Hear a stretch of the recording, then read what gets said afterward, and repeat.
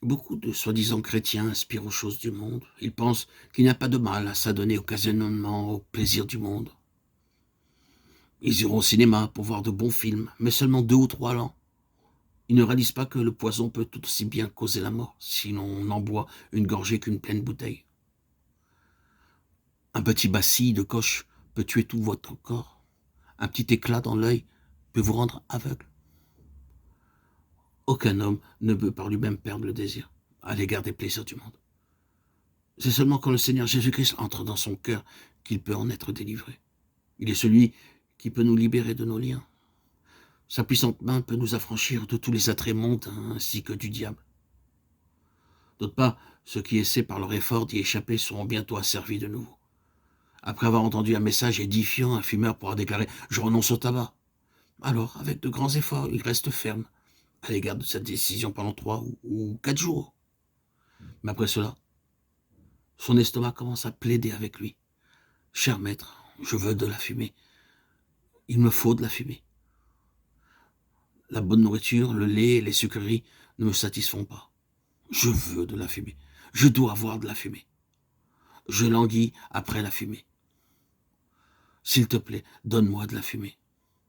Je mourrai sans fumée. » À la fin, il la lui donnera et retombera dans sa vieille habitude, aussi profondément qu'autrefois.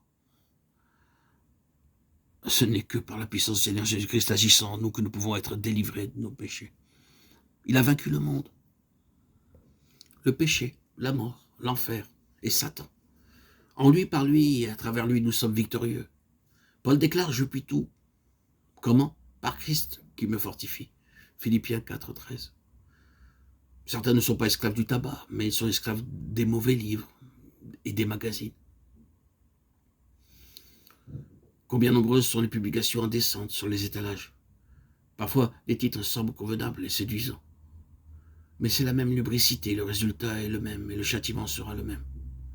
D'autres sont esclaves de l'argent. Ils diront n'importe quel mensonge et ils feront toutes sortes d'actions malhonnêtes pour obtenir plus d'argent. D'autres encore seront avides de pouvoir et seront déterminés à exploiter la vie d'autrui. Cependant, lorsque Christ entrera dans leur cœur, il les affranchira de tous ces liens par sa grande puissance. D'après mon expérience, je peux affirmer que cela est vrai. Nul ne m'avait parlé du salut. Un jour, j'entendis la voix de Dieu et je fus sauvé. Le Seigneur entra dans mon cœur. À partir de ce moment-là, mes mauvais désirs furent ôtés l'un après l'autre. J'éprouvais de l'aversion à leur égard. Christ lui-même me donna une grande faim, une grande soif pour les choses divines. Dans Éphésiens 1,4, nous lisons que Dieu nous a élus en lui avant la fondation du monde, pour que nous fussions saints et irréprochables devant lui en amour.